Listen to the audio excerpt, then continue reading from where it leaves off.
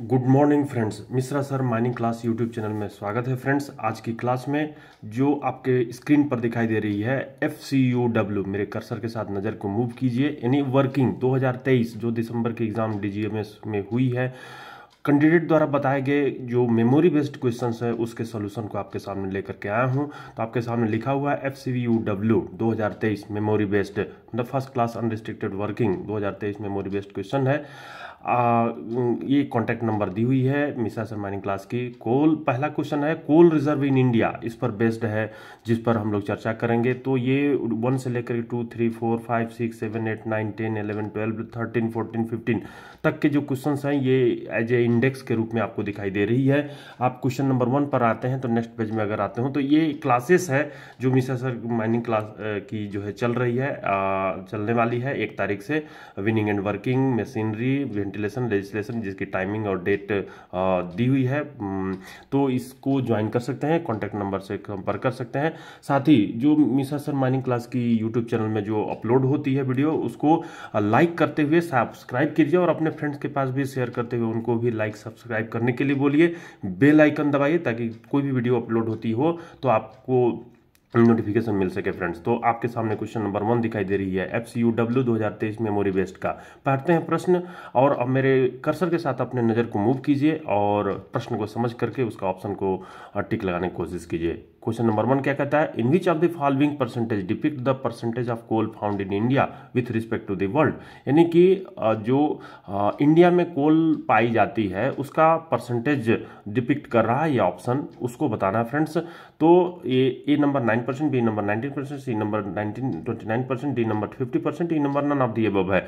तो यहाँ पर आप देख रहे हो कि कोल रिजर्व इन इंडिया में दिया हुआ है कि India holds 107.729 million tons of proven coal reserve. 2 प्रकार की कोल का जो रिजर्व है धरती के अंदर उसको हम लोग 2 प्रकार से प्रूव करते हैं, एक इन्फेरेड रिजर्व कहलाती है और दूसरा प्रूवन रिजर्व कहलाती है, जिसका मैं वीडियो पहले से डाल चुका हूं और कमेंट्स बॉक्स में देखते हैं तो प्रूवन रिजर्व और फिर से मैं इन्फेरेड रिजर्व्स की बात की वीडियो अलग से डाल दूंगा।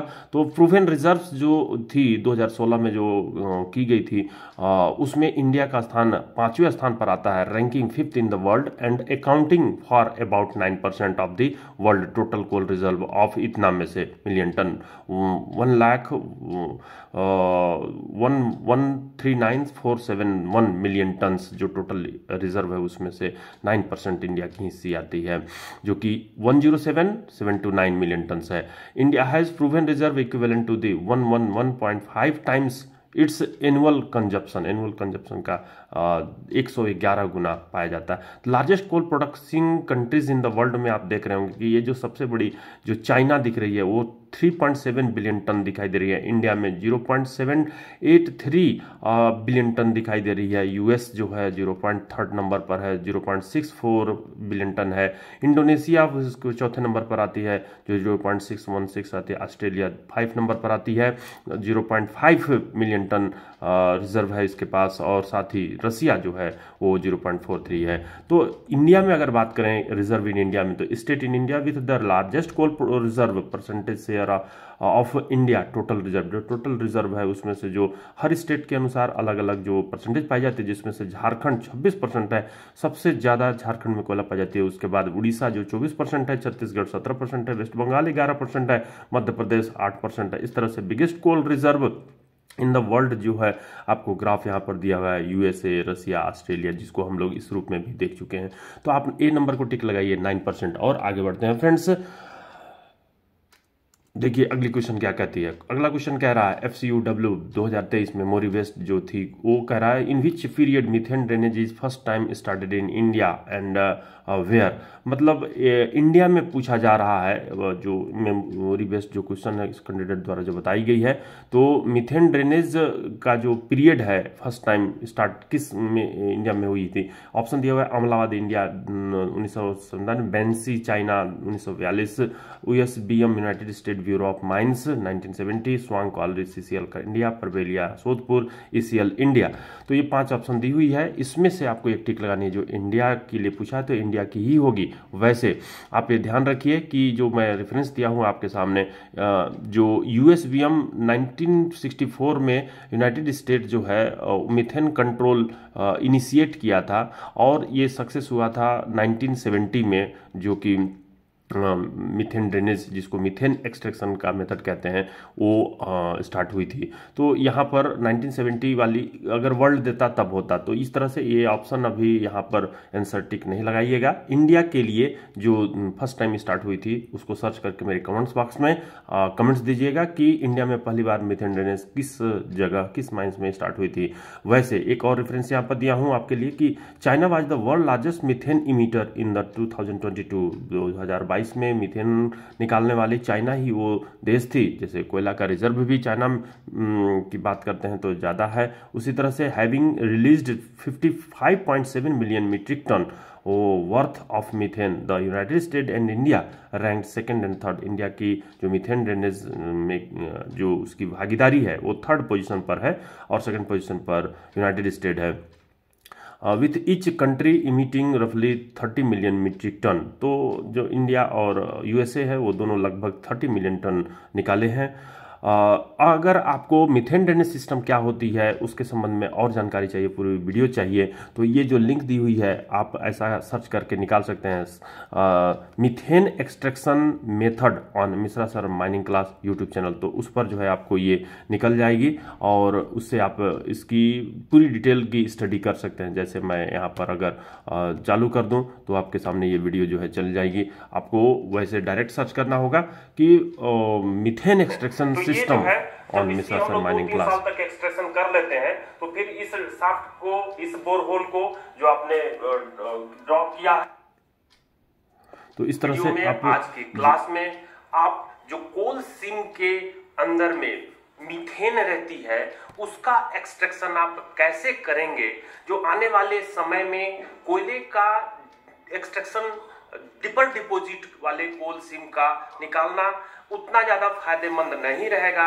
तो उसके लिए ये अल्टरनेट मेथड के रूप में मीथेन ड्रेनेज सिस्टम के 4 मेथड उपयोग में लाए जाते हैं, जो आपके सामने बोर्ड में दिखाई दे रही है। मैं यहाँ पे methane drainage system on Mishra sir mining class heading डाला हूं, जिसमें से 4 मेथड आपके सामने दिखाई दे रही है। जिसमें से ये पहली मेथड है cross measure borehole method. Cross measure borehole method, cross measure borehole method है। इसी तरह से आपकी जो सेकंड मेथड है को 7 दिन पहले हम लोग करते हैं, 30 मीटर के इंटरवल पर आप बोरहोल करते हैं। इस तरह से इस पूरी वीडियो से आप जो है पैक कैविटी मेथड के बारे में भी ड्रॉ करके इसकी मेथड की जानकारी ले सकते हैं। और ये चौथी जो मेथड है वो मल्टीपर्पज बोरहोल मेथड है, उसकी भी आप जो है स्टडी कर सकते हैं। तो फ्रेंड्स, इस वीडियो को देख करके आप पूरी तरह से, आपको बस सर्च इंजन में जाना होगा यूट्यूब में और बोलनी होगी methane extraction method on Mishra sir mining class, तो वो मेथड जो है निकल जाएगी। तो मैं इसको क्रॉस करता हूं और अगले प्रश्न पर आता हूं। तो जो आपके सामने दिखाई दे रही है methane extraction method on Mishra sir mining class, आपसे पूछा है इंडिया में सबसे पहली बार कहाँ, किस जगह पर प्रोडक्शन हुई थी। चलिए अगले प्रश्न पर आते हैं। ये जो आपके सामने 3 नंबर दिखाई दे रहा है, biggest disaster in which mine in the world and what reason behind them, यानी कि वर्ल्ड में बिगेस्ट डिजास्टर कहाँ हुआ था और व्हाट रीजन बिहाइंड देम, उसके पीछे रीजन भी क्या था ये भी पूछी गई है।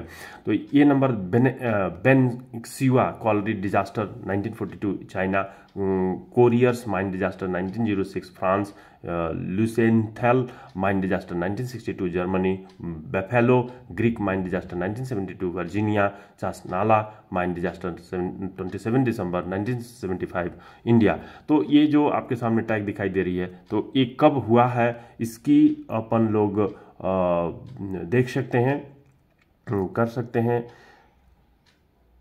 टैग को हटाने के बाद। तो ये जो फर्स्ट टाइम हुई थी वो चाइना में ही हुई थी 1942 में, जिसमें 1549 माइनर्स डेड हुए थे एक्सप्लोजन के कारण से। और जो कोरियस माइन डिजास्टर है 1906 में जो फ्रांस में हुई थी, उसमें 1099 माइनर्स डेड हुए थे ड्यू टू एक्सप्लोजन ही। उसी तरह से लिजेंथाल जो माइन डिजास्टर है 1962 जर्मनी में जो हुई थी, वो 299 किल्ड हुए थे due to explosion. Buffalo Creek mine disaster 1972 Virginia में जो एक्सीडेंट हुई थी इनंडेशन के कारण से, उसमें 1110 किल्ड हुए थे। उसी तरह से चासनाला माइन डिजास्टर में 375 लोग किल्ड हुए थे इनंडेशन के कारण से 1975 में। तो ये आप देखें माइन डिजास्टर बिगेस्ट कहाँ हुई थी, बैंक्सू कॉलरी डिजास्टर 1952 चाइना में। चलिए अगले प्रश्न पर आते हैं। थोड़ा सा मैं स्लाइड शो के तहत और इसको बड़ा कर देता हूं और आप इसको समझने का प्रयास कीजिए। क्वेश्चन नंबर 4 देखिए क्या कह रहा है, what is the base charge and priming charge in the detonator. Detonator में बेस चार्ज क्या होती है, प्राइमिंग चार्ज क्या होती है।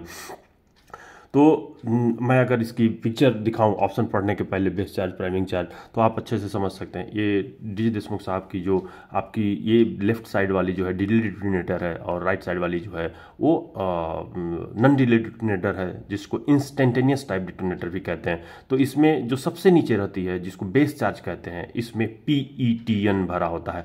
उसके ऊपर जो होती है वो प्राइमिंग चार्ज होती है, जो कि ASA लेडेजाइड लेड स्टिफनेस सम एल्यूमिनियम चूर्ण, A लेडेजाइड, S स्टिफनेट, A का मतलब सम एल्यूमिनियम पाउडर। तो ASA इसके ऊपर रहती है। उसके बाद यहाँ पर दिख रही है कि डिले एलिमेंट रहती है डिले डिटोनेटर में। ये डिले एलिमेंट क्या चीज़ की रहती है, जो delay element consist of copper और ब्रास स्लीव। एक किनारा जो होता है कॉपर का ट्यूब या कॉपर का जो ब्रास का जो होता है, उसके अंदर में एक पतली सी होल रहती है। इस होल में फील्ड क्या रहती है, स्पेशल कंपोजिशन रहती है। स्पेशल कंपोजिशन को मैं यहाँ लिखा हूँ antimony and KMnO4 in case of long delay. Long delay अगर है तो उसके लिए एंटीमनी KMnO4 यानी कि पोटेशियम KMnO4 पोटेशियम डाइक्रोमेट। और अगर शॉर्ट डिले डिटोनेटर है तो सिलिकॉन रेड लेड, सिलिकॉन और रेड लेड का कंपोजिशन इसके अंदर भरा होता है और वो ही डिले करती है, देरी प्रदान करती है, फ्री फेस प्रदान करने के लिए हम लोग डिले देते हैं। तो ये अब हो गई डिले एलिमेंट। उसके ऊपर में फ्यूज हेड रहती है। जो फ्यूज हेड होती है उसके अंदर क्या रहता है, फ्लैशिंग कंपोजिशन जिसको कहते हैं, जो करंट के से जो है वो फ्लैश होकर के डिले एलिमेंट को के थ्रू जो है डिले प्रदान करते हुए प्राइमिंग चार्ज को इग्नाइट करते हुए फिर बेस चार्ज को इग्नाइट करती है। तो ये LMNR जो फ्यूज हेड होती है उसमें LMNR plus potassium chlorate plus charcoal plus collodion cotton, ये चार चीज़ों का कॉम्पोजिशन फ्यूज हेड के अंदर रहता है। LMN क्या होता है, LMNR लेड, L मतलब लेड, M मतलब मोनो, N मतलब नाइट्रो, R मतलब रिसोर्सिनल। तो लेड मोनो नाइट्रो रिसोर्सिनल तो ये रहती है। आपसे पूछा है प्रश्न में कि जो बेस चार्ज रहती, मैं प्रश्न पर फिर से जाऊं तो आप देखेंगे कि what is the base charge and priming charge in the detonator. Base charge और प्राइमिंग चार्ज डिटोनेटर में क्या होती है। तो यहाँ पर आप ये देखिए पिछले क्लास में, पिछले पेज में ही कि ASA जो होती है वो बेस चार्ज होती है और प्राइमिंग चार्ज के रूप में PETN देखते हैं। तो इस तरह से आंसर A को टिक लगाइए। अगले प्रश्न पर आते हैं। देखिए क्या कह रहा है, सॉरी, बेस चार्ज जो है आपकी PETN होती है, बेस चार्ज PETN होती है। तो PETN बेस चार्ज को आप टिक लगाए हैं, बेस चार्ज PETN। आप यहाँ पर आंसर चेक कर सकते हैं इस टैग को हटा करके। तो बेस चार्ज जो है आपकी पहले दिया है बेस चार्ज, तो ASA लेडेजाइड लेड स्टिफनेस नहीं, बेस चार्ज जो है आपकी PETN है ना। तो ये जो है इसको B करिए और ये जो आपकी दी हुई है